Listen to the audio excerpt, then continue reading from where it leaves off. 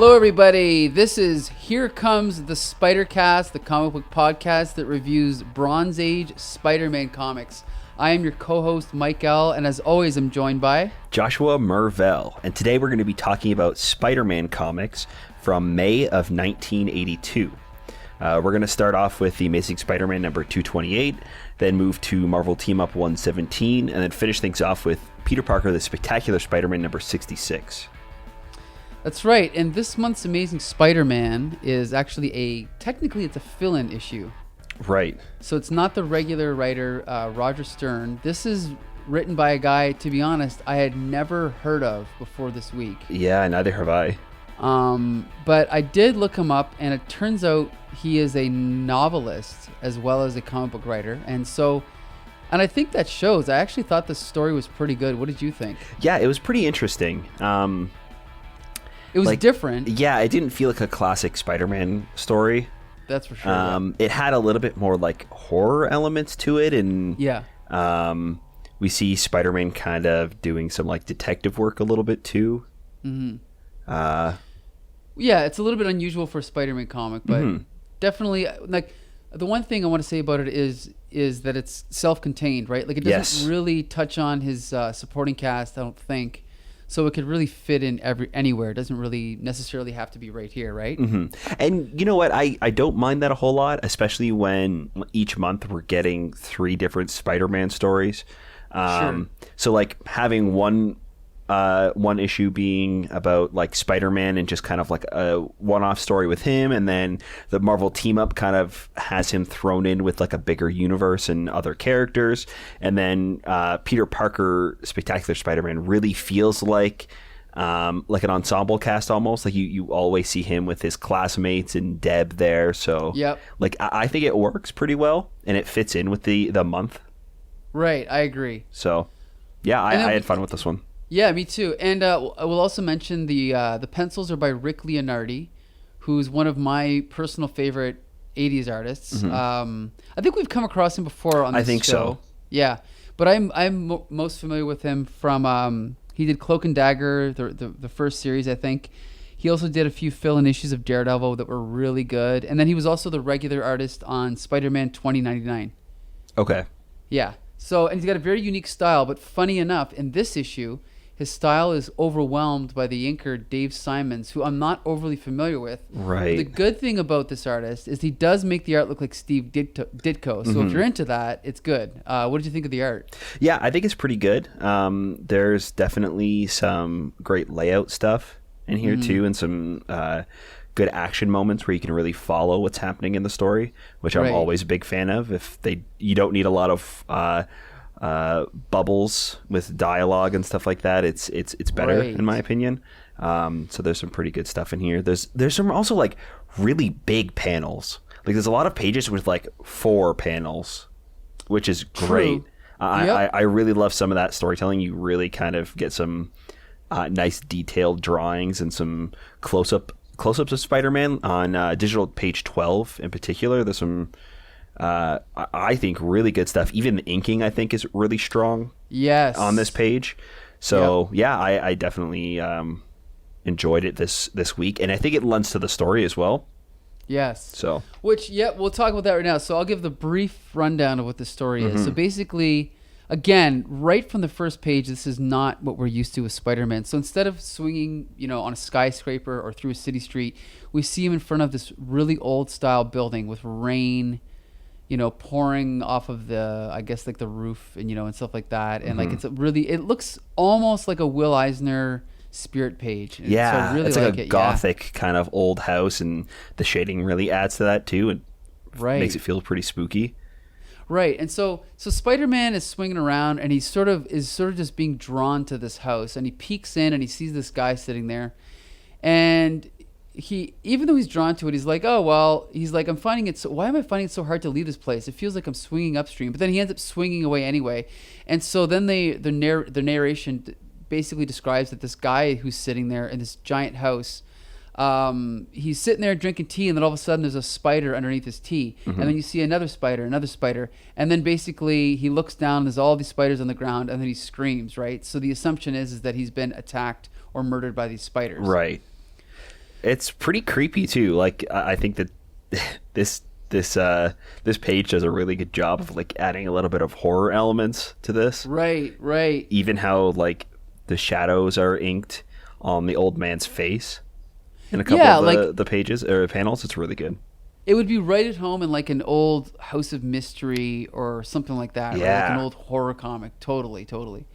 So then Spider-Man goes about his day and he does a typical Spider-Man thing. He runs into like a bunch of toughs mugging someone. And then he all of a sudden feels this rage in him. So he starts beating the stuffing out of one of the guys. And then because of that, the people who he technically rescued end up getting scared. Mm-hmm. And they kind of reiterate the whole Daily Bugle thing about Spider-Man being an uncontrollable maniac and blah, blah, blah. Right. So Spider-Man kind of comes to his senses and walks away, and he can't really figure out what's going on. I don't blame him. It looks like that guy's wearing a Make America Great hat again. So Yeah. I don't blame him for not being able to control himself. Nuts on him. Yeah. Good point. Yep. These are all Trump supporters, even though it's 1982. Yeah. Yep. So then Peter Parker goes back to the Daily Bugle, and we get some typical antics with J. Jonah Jameson and Robbie Robertson. And then basically, so then he finds out about this guy, the guy whose house he had been at has actually died. Mm-hmm. And the guy had no, no heirs. So they're going to auction off all of his stuff. Okay, so here we go. Schmidt, the guy's name is Schmidt. He left behind a small fortune in antique furniture and no living relatives to claim it. The whole estate's being auctioned off for back taxes next weekend. So Peter Parker decides that he's going to go. Right. And then meanwhile, we cut over to this bar where this guy is making a deal in this bar. And what is this? So he's buying a set of earrings off this guy. Right? Mm-hmm. And then that's a pretty short scene. Then we cut over to, and then obviously that's going to come back later. Then we cut back to the scene, and of course, Peter Parker is going to this thing. So who does he bring with him but Deborah Whitman, right? Right. His on again, off again sort of girlfriend that he treats like shit. Right. so he goes to this auction, and whatever this guy is, I don't know if he's a butler or maybe he's just like the auctioneer guy. He's kind of like being really rude to Peter and Deborah. And then, help me out here. So then what happens here? So then he takes off.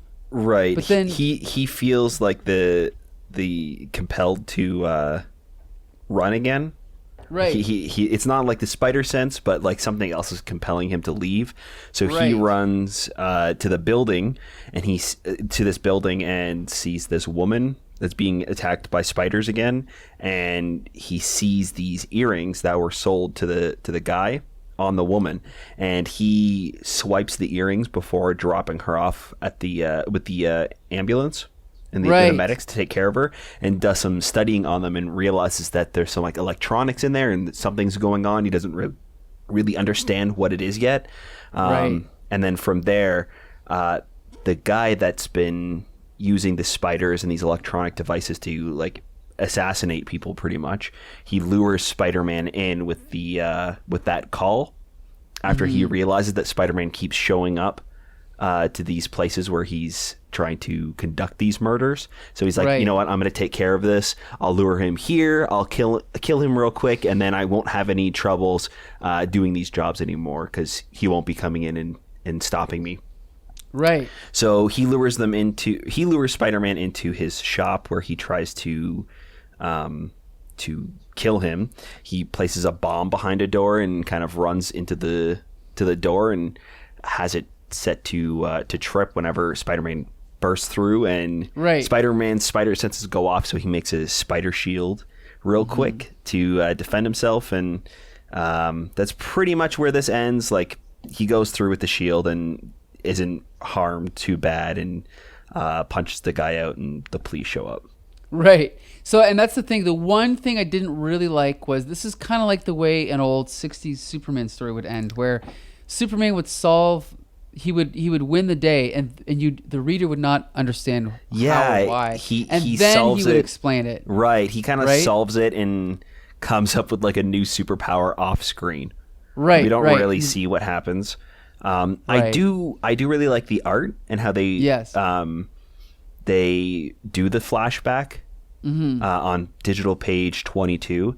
You see Spider-Man describing it, and you can kind of see above his head and behind him the retelling of what just happened with him making the shield and opening the door and bracing. The art there is really cool. I love like the pink shading and the yellow explosion coming towards him. I think that is really good, but I don't think the storytelling really worked. Like, I don't think it worked not story-wise. Quite. No. No. So it's kind of a little bit of a letdown at the end. It would have been nice to just, I don't know, maybe have something set up from the beginning, or I don't know, not just throw it in at the last minute that he made a shield to protect himself. Right. That is definitely the weakest part of the story. But at least at the very end, as he's swinging away, he's like, well, let's see now. I hurt my shoulder, ripped my costume, forgot to take pictures for the Bugle, and didn't even find out that guy's name. Sheesh. Right. Maybe someday I'll get the hang of this crazy superhero business. So it is a very standard, which is a good thing, Spider-Man ending, right? Where he wins, but he doesn't really win, you know? Right. So I honestly thought that he was going to slip the earrings into the guy's pockets or something like that. Okay. At the end, because it would have been kind of an interesting thing, because he had those earrings, right? And then he went to go face him, so I thought maybe he would use that to his advantage and use it as a distraction maybe, and have the spider start climbing all over him. Yeah, that would have been better. You're right. Yeah. Yep. Because it would have been something from the start that could have been paid off later on. Right. So, yeah, a little bit disappointing, but I thought overall a pretty good issue. Yeah, and the other thing too is I think the dialogue stood out as being really good. Like on digital page, what is this, 19, original 18, when the bad guy's talking to him, he's like, you continue to underestimate me, Spider-Man. Once I learned of your sensitivity to my attractors, I realized you possessed the sixth sense like our eight-legged friends. It was simple to devise a circuit to negate that special sensitivity. Let's see how well you dodge bullets without it. So this is awesome because now Spider-Man doesn't have a spider sense. It's just, again, it's like, because this guy is a novelist, like, it's just a little bit smarter than your average comic book plot, right? So... Yeah, and not everything is over explained either. Right. Like, I bought that line of dialogue because it was well written. You don't really need to go into like how he developed this device to nullify his spider senses. Right. You can kind of just if you write it well enough, we'll believe it. Exactly, 100%. There was no point in the story where I was like, wait, how did he do that? Like, what did he do to the device to like stop that? No, I think that we see how smart he is from the beginning, and we know he's the scientist that's working with technology and studying spiders, so it works. Right. And it's believable from the start. So, and I just want to take a quick page from our pal Mike Dell from Flea Market Fantasy. Okay. I'm doing a little bit of research. And I just want to mention, so the author's name is Jan, it's hard to pronounce, but it's Jan Strnad, I believe. Right. He's Czech. And he also is credited sometimes as Jay Knight. But I didn't realize this, he's actually been around a long time. He started working comics in 1971. Ooh, wow. Yeah, and he did a whole bunch of work with Richard Corbin. I'm not sure if you're familiar with Richard Corbin. The name sounds familiar. What has he done? He's like a... kind of like, I don't want to say underground artist, but he did a lot of work on Heavy Metal magazine and like I'm looking through the stuff here. Like I know his work because he did a Luke Cage story, but he's much more famous for working on Heavy Metal and stuff like that. But he's kind of just been around forever. But as far as this writer, he only did one issue of Amazing Spider-Man. This was it. He did a Marvel 2-in-1, and I think for Marvel. That was it. And then he did, for DC, he did the Atom, Sword of the Atom, number 1 to 4, and then Sword of the Atom special. And then everything else he did was for other companies. He also did some Star Wars work in the 90s. So, yeah, he's definitely a solid artist. And as we said, the art was good. Definitely something different from what we're used to and amazing. So I would say overall, I definitely recommend this issue. What do you think? Yeah, I would for sure recommend it. I think the only really negative thing it has going for it is the abrupt ending. Right. But other than that, it's a solid recommend. I agree. Yeah. And then that brings us to Marvel Team Up number 117. Do we have to? Yeah, I know, eh? I had my hopes up because it's Wolverine. I know. I think this is only one of 3 Wolverine Spider-Man team-ups in the entire decade, and it's a piece of crap. Do you want to summarize this story? I don't even know how to describe this story. It's so freaking weird. I know. We start off following Wolverine, and he's hunting this deer, but not really hunting it. Like, he's just trying to hone his like sneaking skills. So he sneaks up on this deer and tickles it, and he gets scared and runs away. And then these knights show up, and it's all downhill. Yeah, these the knights. opening scene, at least it feels like a Wolverine story. Right. But then as soon as the knight shows up, you're right. It's all downhill. Like, why are these knights showing up? There's no time traveling going on. So we find out later that that's just like how these goons dress. Right. Which is weird because the bad guy eventually is revealed, and he looks like a businessman. Like, he doesn't even look like somebody who would have like knights and horses on his team as goons. I know. So it's really weird. Anyways, we see that this man in shadow is watching him on this TV, and he watches the knights kind of start fighting Wolverine and bring him in after they gas him. And then these knights show up in spaceships and start attacking Spider-Man. I don't know how or why, but Spider-Man ends up tracking them through the forest, which isn't really explained. Like, I guess he kind of sees them flying off out of the city, but we just kind of cut to him like swinging through the forest after we see that Wolverine's been thrown into like a jousting arena with these robots. So as Spider-Man's swinging through the forest, this big bad guy in shadows, he presses a button on his big control panel and a castle bursts through the ground. So then now we have Spider-Man in this castle, and he ends up finding Wolverine.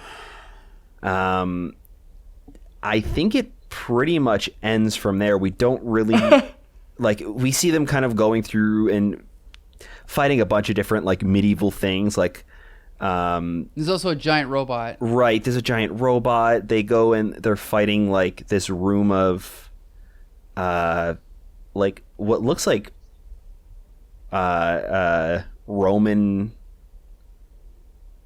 or like, I don't even know how to describe it. They're in like togas.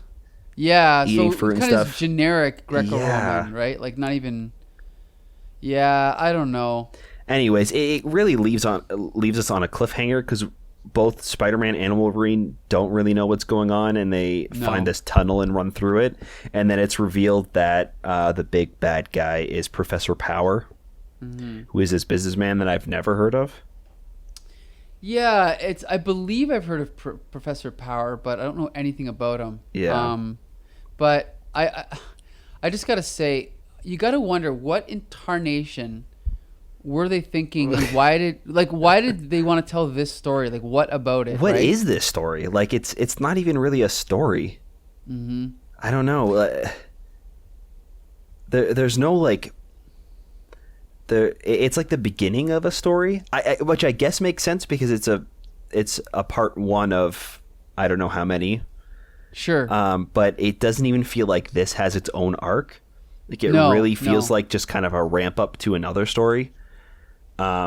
Because what we're left with is just Spider-Man and Wolverine being trapped in this like futuristic medieval castle.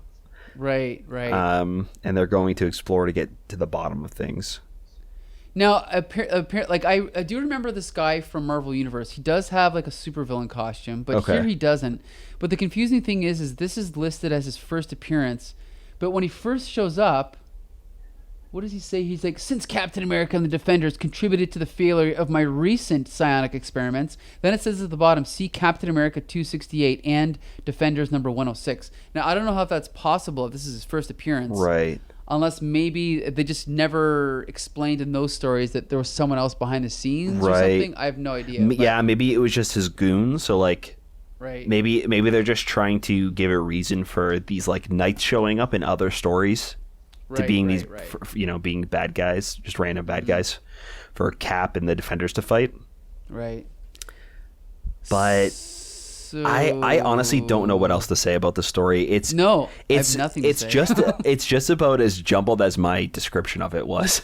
Like, right. Things just start happening without reason, and not much story is going on. You just kind of see Spider-Man and Wolverine fighting some medieval robots. Right. It's just, I don't know. Again, it's like I don't want to hold this against J.M. DeMatteis, but this is making me not want to read his other comics from this era, because his whole run has been pretty bad. And like, I just can't wait for him to leave the title. You know what I mean? Yeah. And I remember seeing this cover. Oh, by the way, we should talk about the cover. I hate this cover. Yeah. There's really no reason for this fisheye effect where Wolverine's one leg is gigantic. Yeah. And it's not even really accurately done, right? So no, it just the foreshortening is not great. No, it's terrible. I don't mind the arm coming towards the viewer. That's fine. Okay. The legs look very weird. Right. And even Spider-Man's hand seems like off and weirdly sized. Mm-hmm. Yeah. This was not a great issue. No, I was happy to see Wolverine's yellow and brown costume, though. Me too. I love this Wolverine costume. It's definitely my favorite. Absolutely. I don't think anyone on Earth actually likes the yellow and blue. I think they like this one. Yeah, but Marvel, I don't know what happened, but they put him back on the yellow and blue one. Yeah.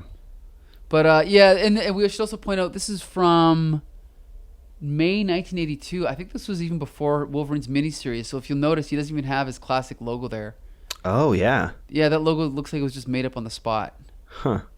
So, yeah, once again, I cannot recommend this issue. No. I don't think this has ever been reprinted, and I can see why. Yeah. Yeah, no kidding. Know? Yeah, I don't even know what I could possibly take away from this. Like, it feels almost like they took some characters and like put them in like an evil funhouse, right? With some of the things that happen, like we see Spider-Man, when he first gets into the castle, like a portcullis falls on him and he's like jumping through obstacles, and then they run into a room and there's these Roman guys eating fruit and lounging around, and then they turn into robots, and like their head flies out and shoots at Wolverine, and the arms with like fists start shooting out too, and Wolverine slices them up, and then that's it. Like once he slices some people up, it's done, and they move on to the next room, and there's a new obstacle in their way, like a giant robot. They slash him up a little bit, and that's done. They run into the next thing, and there's an airplane, and then a tank comes rolling in, and Wolverine comes and slices them again. Like there's no like even the random things that are happening, they're not being dealt with in creative ways. They're just being thrown at the characters, and then Wolverine slashes them, Spider-Man punches them, and it's done, and they move on to the next weird thing that happens to them. Right. So it's like a lot of J.M. DeMatteis' scripts. They're just very random. Yeah. They're just there's a lot of crap just thrown against the wall to see what sticks, it seems like, you know? And like, what about this story is a Spider-Man or a Wolverine story? Yeah, exactly. Nothing. Like there's no like friendly neighborhood like villain that's going on. Like they're not terrorizing New York. If Spider-Man's being thrown into like a Wolverine story, there's no like mutant action going on. There's no real reason for Wolverine to be thrown in. There is like a throwaway line where Mr. Power, Professor Power says something like, "Oh, thank goodness, just in time. I wanted to start studying superheroes." So I guess that, but like, it doesn't even really feel like these two characters were abducted. No, you're right. Like it would have been much better, like with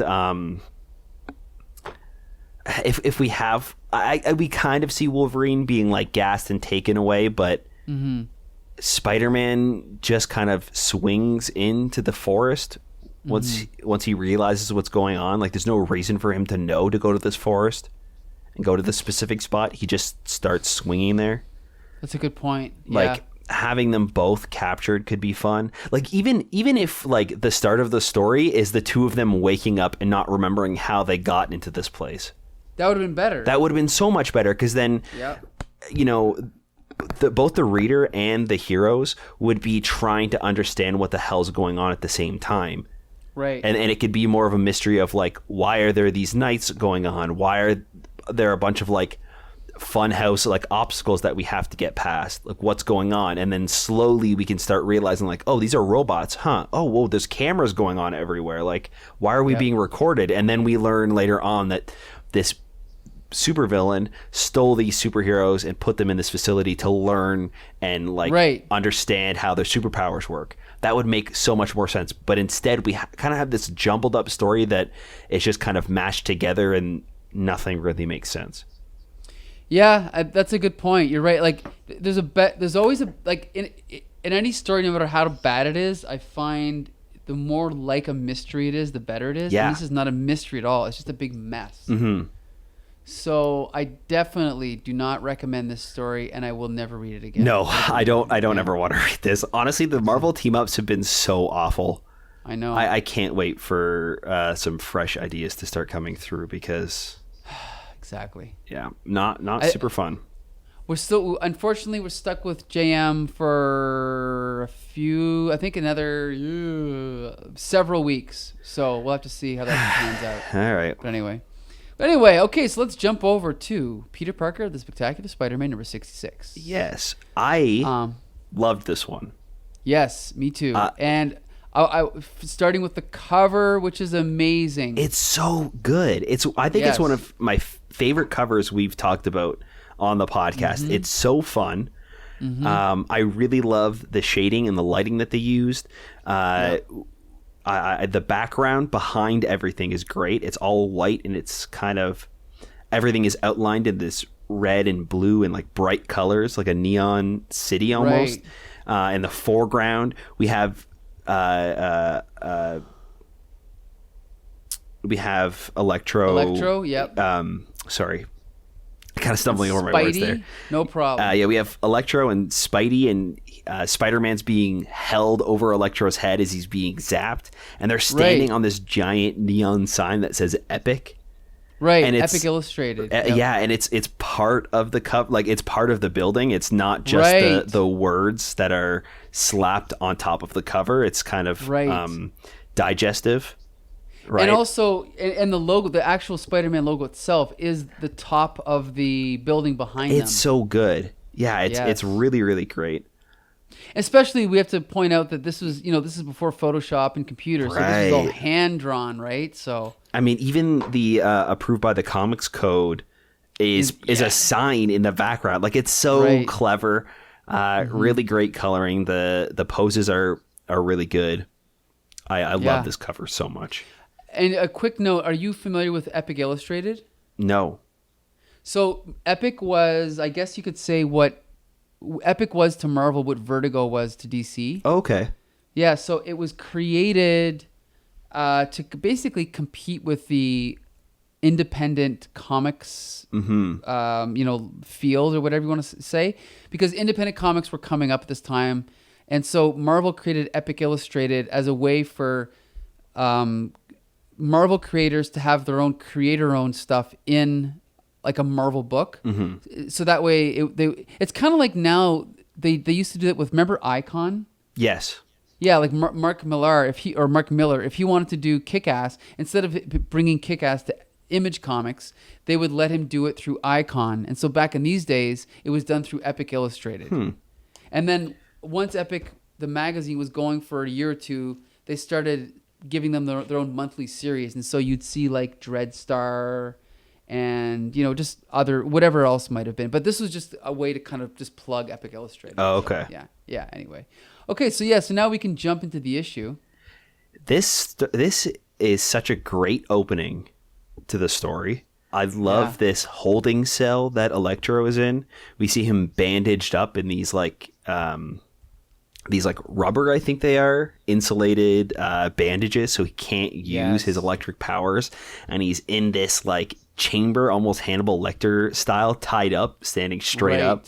And there's these robot arms that are Yes. kind of connected to the walls that the guards are using to give him things when they're needed. So right now they're doing some maintenance and changing a feeding tube. Right. So that way they don't have to untie him for him to like get his water and food and stuff like that.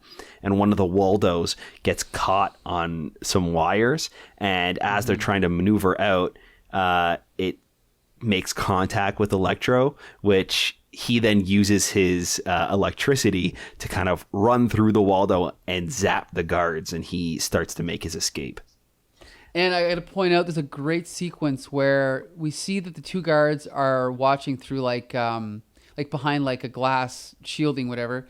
And there's a point where the guy points out, he's like, that canister's metal, something Dylan's never supposed to come into contact with. And the guy who's operating the robot's like, what should I do? And the guy's like, don't panic, Charlie, but for God's sake, bring it in before. And then the narration says, all it takes is the blink of an eye. And there's 4 panels that show him blinking. It's so cool. It's so good. Yeah, Yep. It's really great. And then it kind of reminds me of like the way in the X-Men movies, like Magneto would be held in the all plastic prison. Right. Yeah, it's really Something like good. that. And like at first I was thinking like, why would they even put a metal canister in there? But like I didn't mind it because it was such great storytelling and a really clever way to have him break out of prison. I was like completely enthralled in this beginning of the story. I had a lot of fun with it. So yeah, we see him escape, and he kind of runs through the city, and we catch up with Peter Parker as he drops in on Marcy. Right, the girl who I believe he had sexual relations with, but we're not really sure. Right. But, so that was something I was pretty confused about when reading the story. Right. Because later on... Yeah, wasn't that the end of last issue, or was that 2 issues ago? I believe it was last issue. We see Marcy kind of like...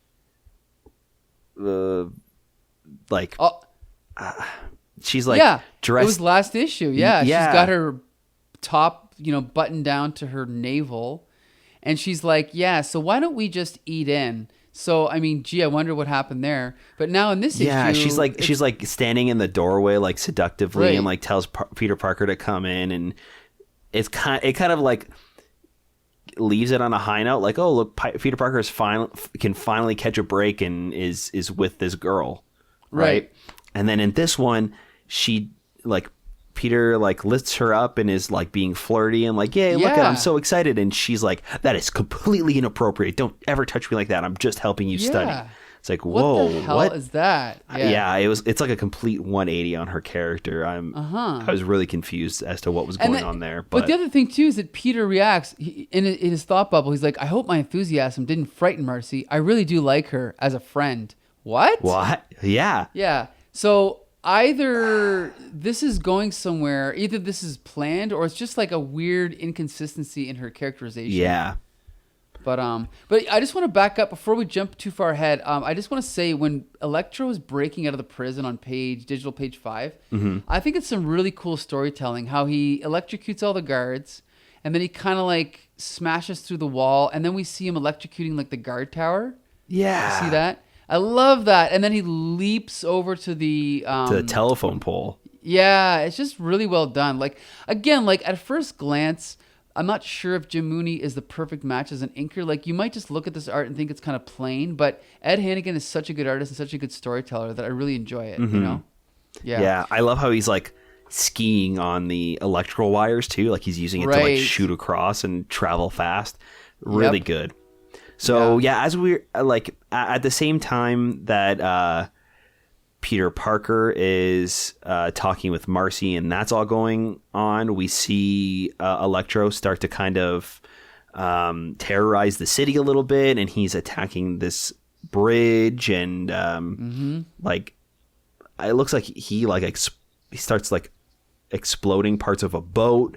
So when we catch up with Peter Parker and that thing kind of goes down with Marcy, he turns on the radio and realizes what's going on with Electro, and he ditches Marcy. Of course. Like kind of swings out the window, and Marcy's kind of shocked and in disbelief that he would just leave all his books and everything. I think in this case she might deserve it, but that's just yeah. Yeah.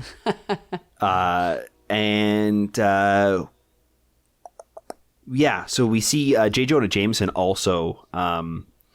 He sees Electro kind of wreaking havoc, and Spider-Man swing by, so he gets out of his taxi and starts running towards the action.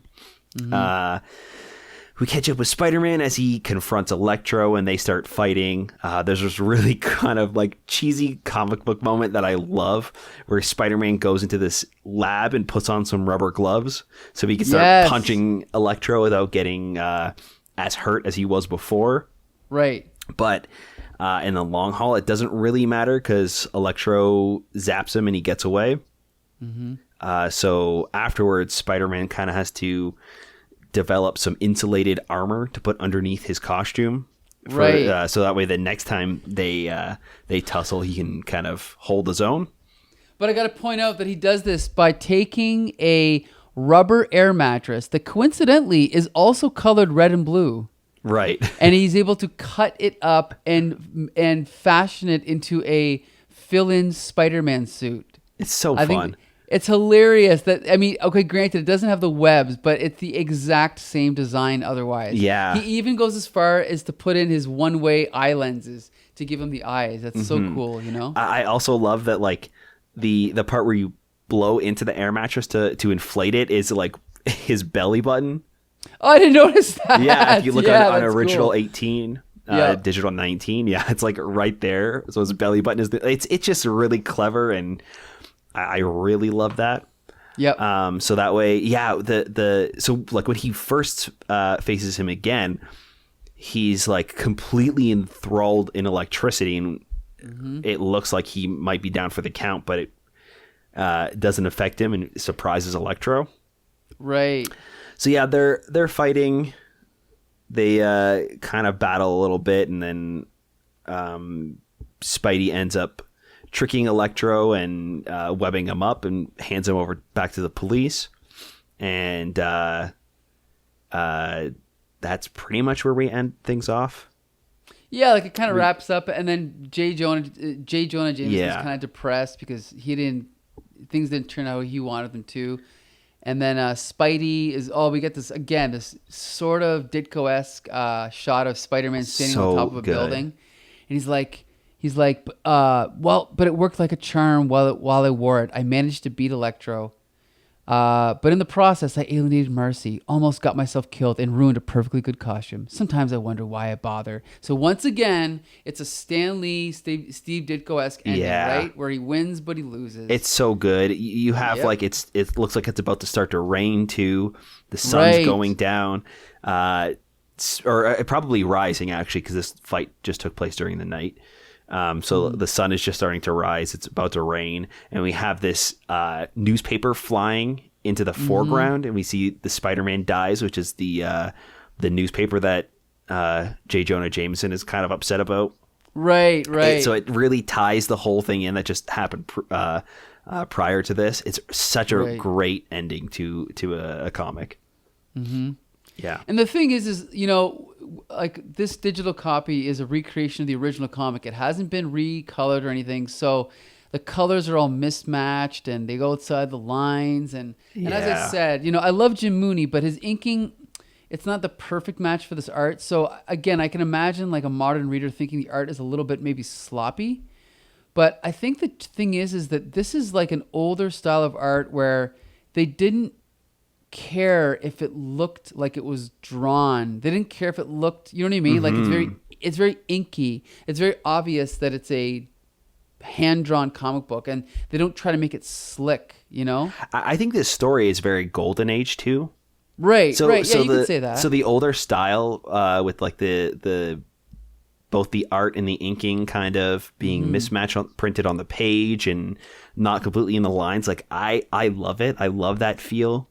Right. Of like that old style comic. So I think the art and the story really lend to that too. Totally. I agree. I think that if this were a story like the Marvel team up we just read, I don't know if we would be as forgiving with the art. No, you're because right. it wouldn't really lend itself to the story or what's going on. Where this, I think, is like a perfect blend of everything. Right, I agree. So this is 100% a comic I would recommend to anybody. Yeah, I 100% agree. Oh my God, I loved it. Bill Mantlo and Ed Hannigan, I mean, the Moneyball team of the Spidey era of this time. Like, I didn't really expect it to be this good, but yeah, they're hitting it out of the park every time. It's great. It's fantastic. So there you go. Another good, 2/3 good month of Spider-Man comics. Once again, we're still disappointed by the run by J.M. DeMatteis and Herb Trimpe on Marvel Team Up. But otherwise, Amazing was a good fill-in. And Peter Parker, The Spectacular Spider-Man by Bill Mantlo and Ed Hannigan was really good. Yeah. So those two are definitely recommended. Oh, for sure. So yeah, you can take it from here, Josh. Sure. You guys can check us out at the Comic Book Syndicate on Spotify, Stitcher, and Apple Podcasts. You can also find us at the Comic Book Syndicate on YouTube and Facebook, and at Comic Syndicate on Twitter. We'd love to hear back from you guys. Let us know what you think about the podcast itself and the issues that we're reading. And make sure you tune in for next week's episode where we talk about Amazing Spider-Man number 229, Marvel Team Up 118, and The Spectacular Spider-Man number 67.